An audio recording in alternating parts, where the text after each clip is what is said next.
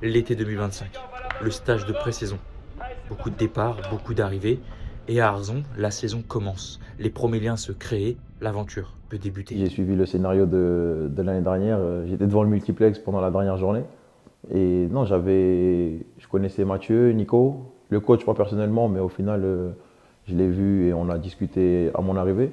Et non, j'étais très enthousiaste à l'idée de venir jouer ici.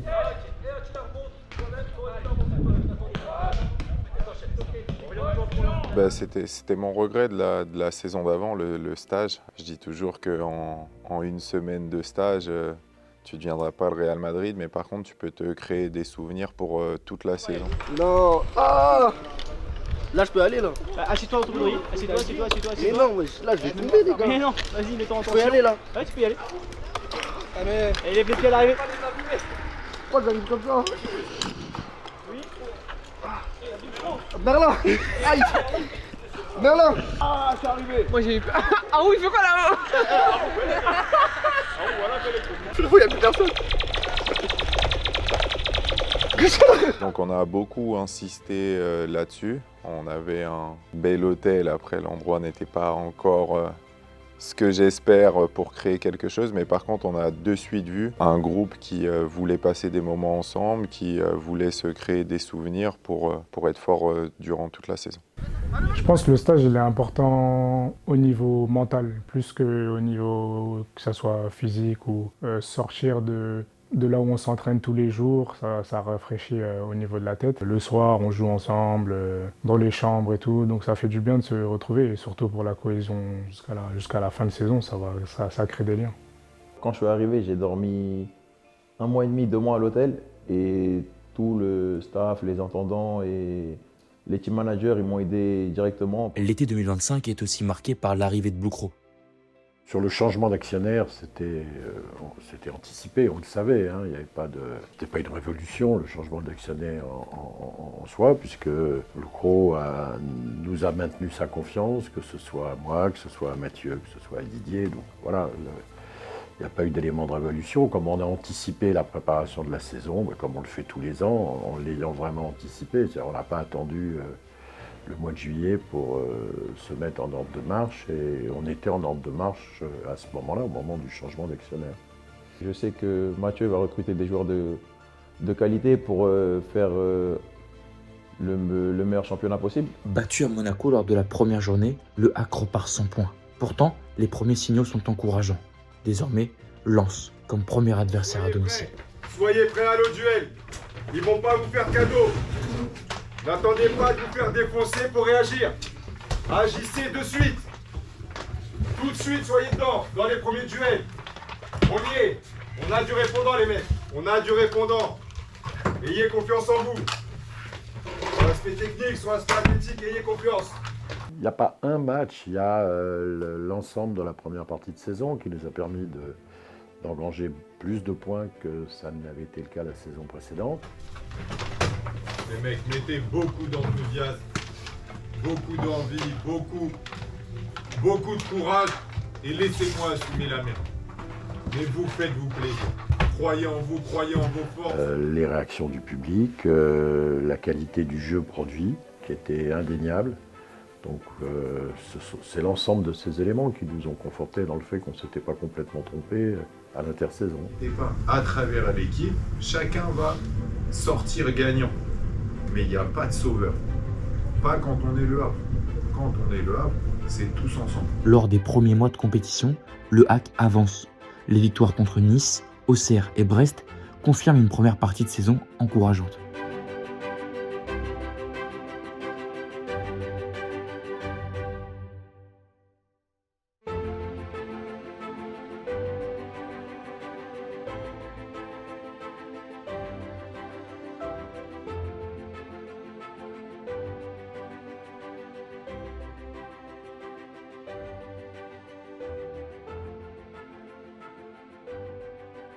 Oh, clairement, à un moment donné, on était en avance sur le temps de passage. On le savait. Je pense qu'on ne pouvait pas faire un meilleur exemple que ce match.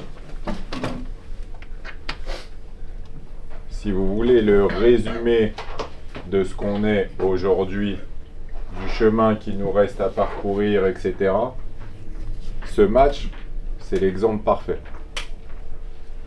Je reste convaincu qu'on est au-dessus, qu'on a plus de qualité, qu'on a plus d'énergie, qu'on a un meilleur groupe, vu comment on a fini, et je reste convaincu qu'on n'a pas de marge.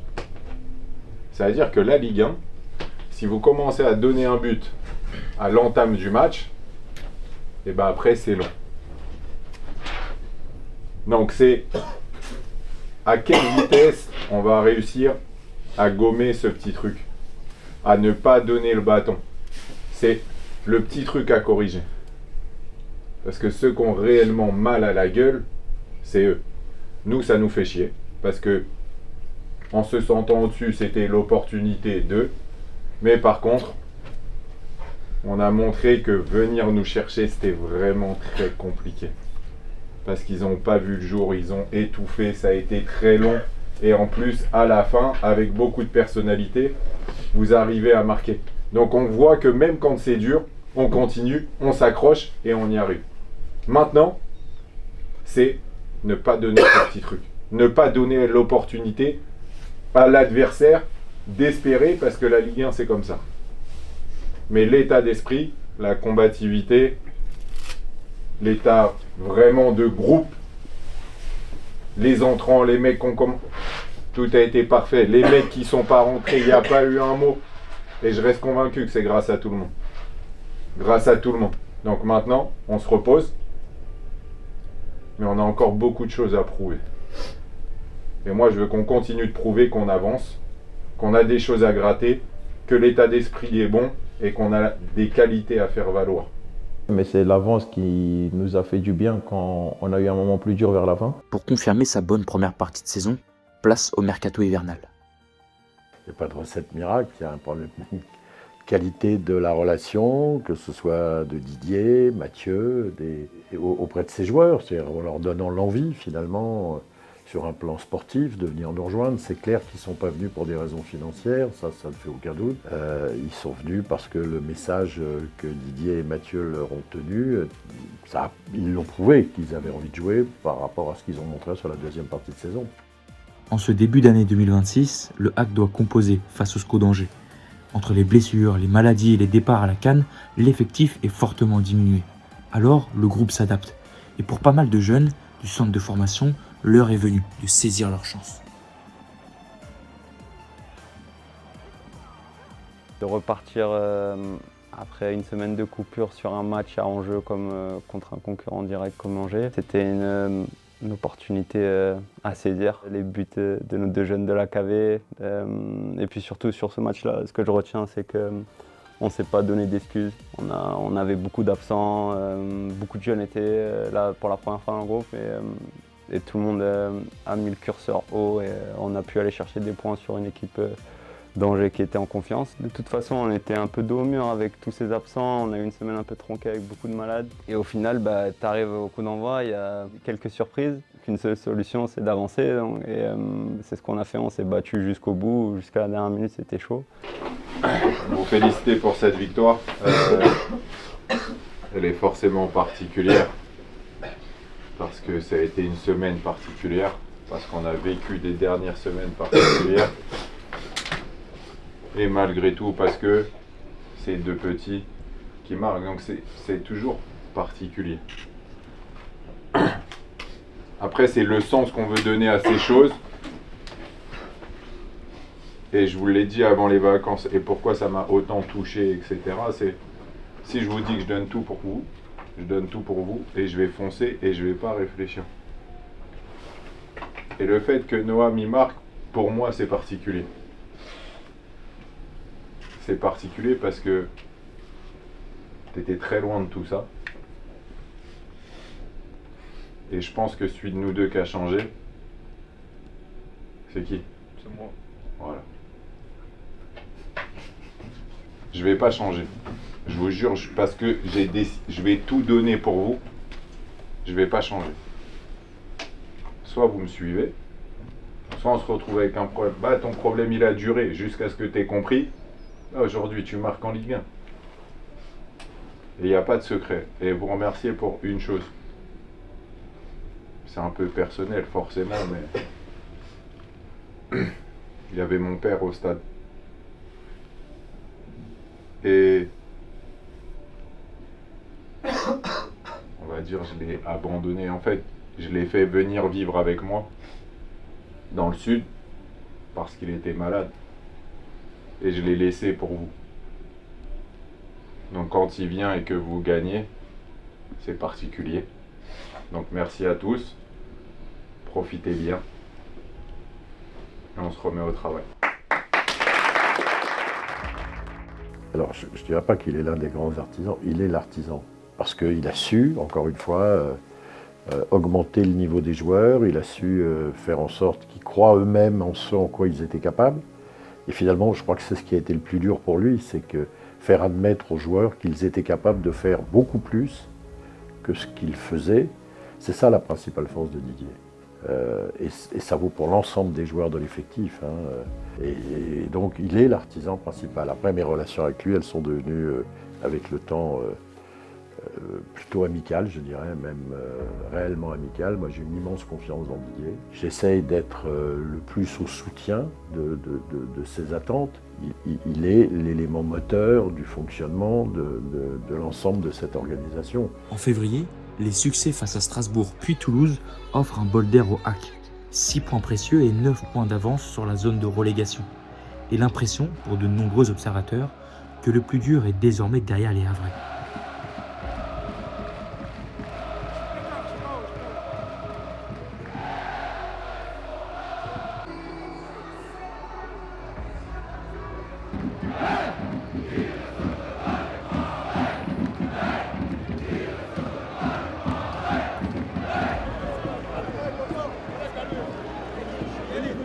Voilà, merci. Alors Issa, voilà, en direct du stade Océane, je voudrais avoir vos premières impressions. Content pour les 3 points, c'est plus important. Content aussi pour le doublé. Ouais, d'un point de vue personnel, vous avez mis un doublé très très important. Vous êtes content, satisfait de tout ça? Ouais, très content, très content. Franchement, satisfait aussi pour le doublé. Merci. Ah, faut lui faire ça.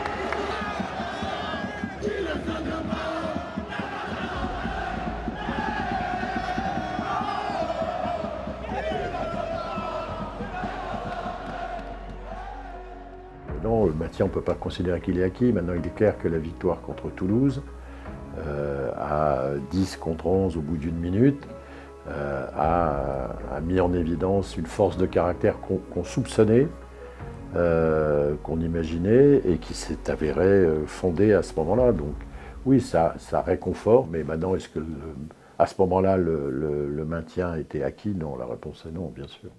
Si on doit avoir un match référence, c'est le match de Toulouse. En fait, c'est le match parfait pour l'ambiance, pour le résultat, pour la communion, et les supporters. En fait, ils ont réellement poussé l'équipe parce que, en fait, c'était à l'anglaise. C'était sur un tag, sur un duel, ils répondaient présent à tout. Ils ont vraiment apporté ce supplément d'âme. Franchement, c'est quelque chose que j'ai kiffé cette année. Moi, les supporters, du début à la fin, ils étaient derrière nous. C'était un vrai plaisir. Ils se déplacent de plus en plus. C'est impressionnant parce qu'on sait que la vie est de plus en plus compliquée. Et malgré tout, ils font encore plus d'efforts. Je suis quelqu'un, je sors peu de chez moi, je suis quelqu'un de casanier. Mais quand je sortais et que je rencontrais des supporters, ils nous disaient, même s'il n'y a pas les résultats, vous nous faites plaisir parce qu'on sent que vous vous donnez à fond sur le terrain. Et je pense que c'est ce qui a fait la différence, c'est qu'ils ont vu que personne trichait. On va tous lutter les uns avec les autres, les uns pour les autres, pour le club. Même si à certains moments c'était dur, ils ont continué de chanter du début à la fin. Ce maintien-là, c'est pour eux parce qu'ils ne nous ont jamais lâchés. Avec ces 2 victoires, le HAC s'est donné de l'air. Mais le plus dur reste à venir. Une série de confrontations directes s'annonce pour les Ciel et Marines. Tout le groupe était concentré, on savait que l'objectif principal c'était le maintien. On voulait aller le chercher le plus rapidement possible. On se doit d'être le garant des fois, d'aller un petit peu à contresens de tout le monde, essayer de contrebalancer pour qu'on reste sur un équilibre. Déjà sur un match, ça va très vite. Par exemple, on allait à Nantes, tu as l'opportunité ou de passer à 12 ou que ça revienne à 6. Donc en fait, ça va vraiment très vite. Essaye d'être pragmatique et de tout analyser. Allez, si je dois avoir 2 regrets sur la saison, moi, ce serait simplement ce match à Nantes. Ben, les mecs, ils savent que je dors pas aussi. Donc. Et j'ai Harou qui m'a écrit à 5 h du matin. Et en fait, c'était... coach, juste reposez-vous. On a besoin de vous. Arrivez lundi, vous êtes au top. Et en fait, là, j'ai totalement basculé à me dire, ok, si ça vient pas d'eux, il faut que ça vienne de moi. Et en fait, c'est moi qui dois trouver pour que eux soient vraiment au mieux. Dans ces moments-là, insister sur le positif, ça peut surprendre, ça peut redonner confiance. Et c'est ça qu'il fallait dans ces moments-là, passer encore plus de temps avec eux sur des choses positives. Pourtant, ce que beaucoup redoutaient finit par arriver. Le hack cale. Les confrontations directes échappent au Havrais. Match après match, l'écart sur les barragistes se réduit, puis disparaît presque totalement.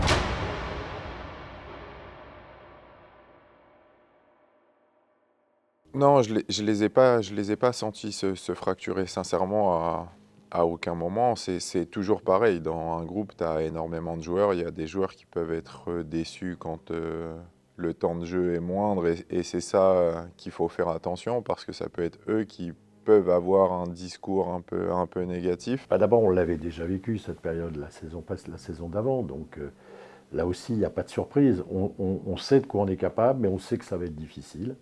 On sait qu'on a une équipe qui, en termes de niveau, a un niveau plutôt sur la deuxième partie du championnat. On ne va pas se comparer avec beaucoup d'autres effectifs.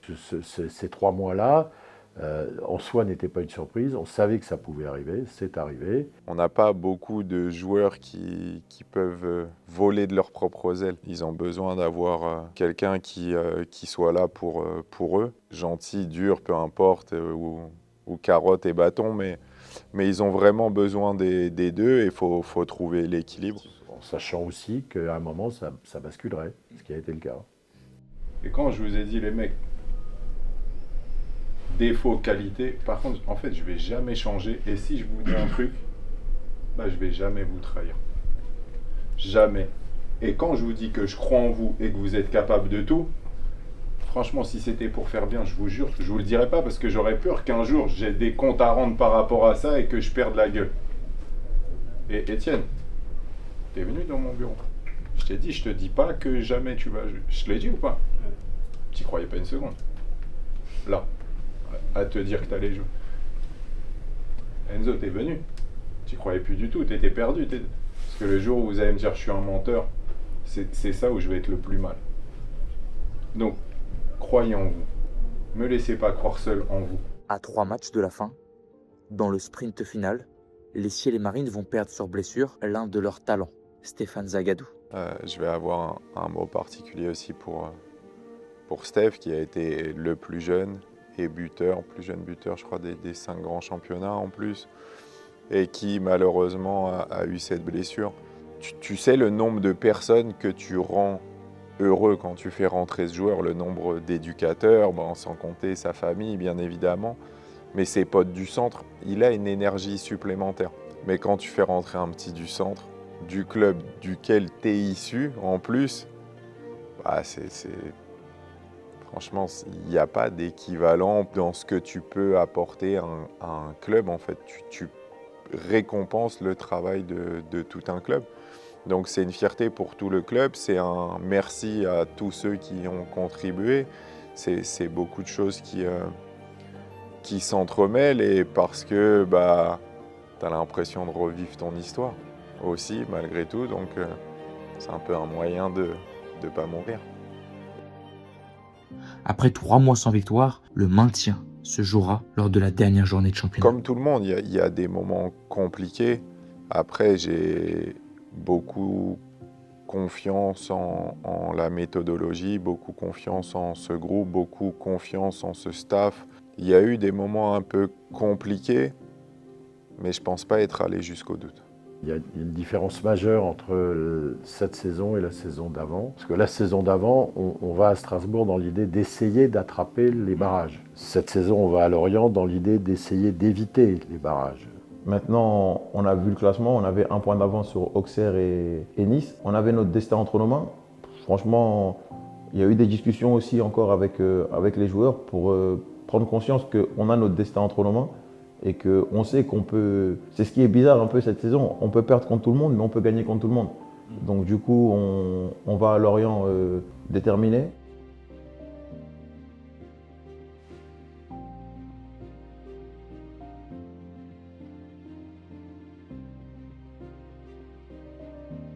Et quand tu fais le choix de tout dire devant tout le monde pour qu'on avance tous dans la même direction, quand tu prends le risque de dire à Étienne qui n'a pas joué depuis très longtemps que s'il continue à s'entraîner de la sorte, il jouera, après, il ne faut pas te rater, quoi. Donc voilà, des fois, c'est inexplicable. On a Steph qui s'est blessé, on a Roux qui a été suspendu et puis Étienne est revenu. Mais par contre, quand ça fonctionne, du coup, ta parole, elle n'a plus vraiment le même goût. Elle est vraiment très écoutée, très impactante. Et aujourd'hui, ça nous a réussi.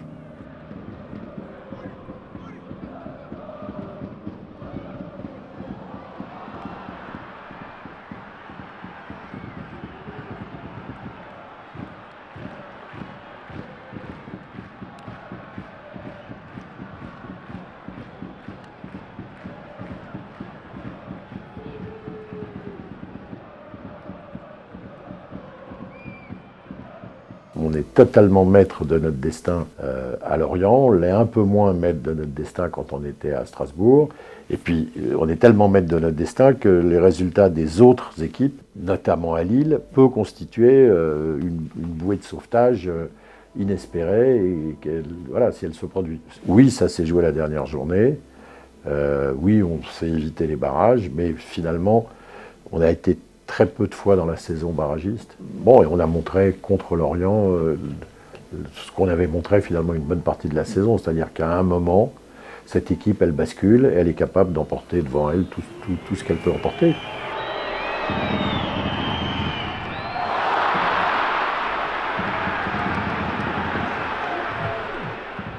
On est un peu de temps avant la mi-temps, on gagne 1-0. Je me dis qu'il faut que je l'arrête parce que ça peut être le tournant de la saison. Ça veut dire qu'il y a eu des tournants avant, et là je me dis que je suis face à Bamba, je le connais, je sais où il tire, je sais qu'il tire fort. Je me dis que je suis obligé de l'arrêter pour le bien de tout le monde. Rentrer à la mi-temps avec 1-0, c'est pas pareil que si on rentre avec 1-1 chez une équipe qui tourne bien. Donc non, je plonge du bon côté, je l'arrête, et directement quand je l'arrête, je jubile et je regarde Nico un peu parce que je sais qu'on a beaucoup galéré cette saison, où il y a des moments où c'était plus dur que d'autres. Et au final, avec cet arrêt, c'est le travail de toute une saison qu'on a fait avec Lionel et Polo qui fait que ça nous permet de rester dans le match. Et c'est pas ça qui nous fait nous maintenir, mais ça joue un peu. Ça veut dire que non, franchement, je suis content de cet arrêt et il va rester dans ma tête un moment.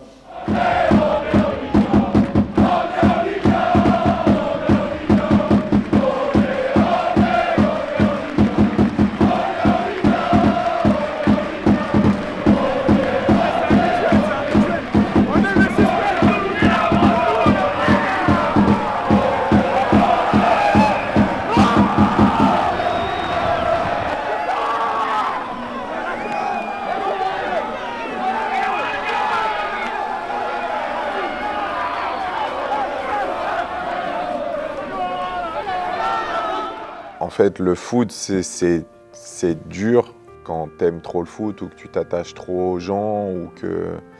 En fait, c'est dur parce que c'est un dernier match, tu sais que c'est une aventure humaine et que contractuellement, tu perdras des joueurs. Et puis là, c'est vraiment des joueurs auxquels je me suis attaché. Et en fait, je leur parlais de la finale du maintien l'année dernière, de la photo finale du maintien.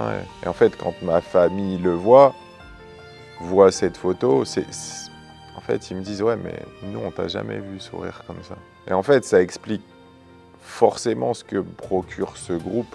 Et du coup, en fait, je pense qu'ils prennent plaisir, ces petits cons, à savoir qu'ils ont un truc en plus. Après, ma récompense, forcément, j'arrive plus à compter le nombre de joueurs qui sont venus me voir après un but marqué ou ces choses-là, sans qu'on ait d'échanges dans la semaine.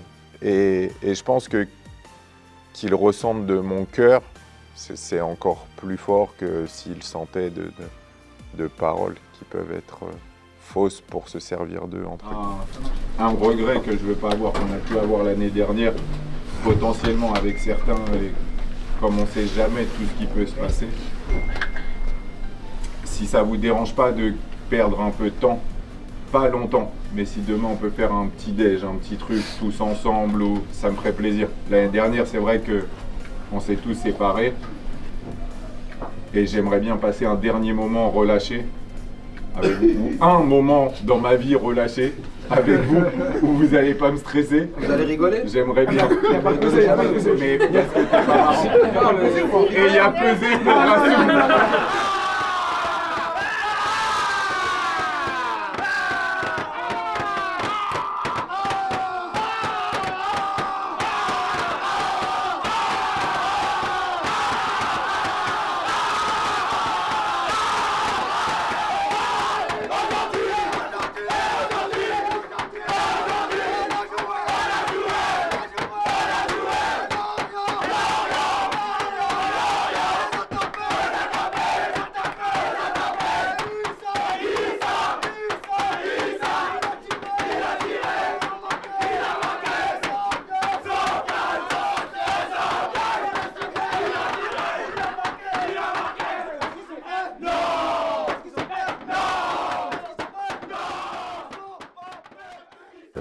La solidarité, les valeurs qu'elle véhicule, qui sont axées sur cette solidarité.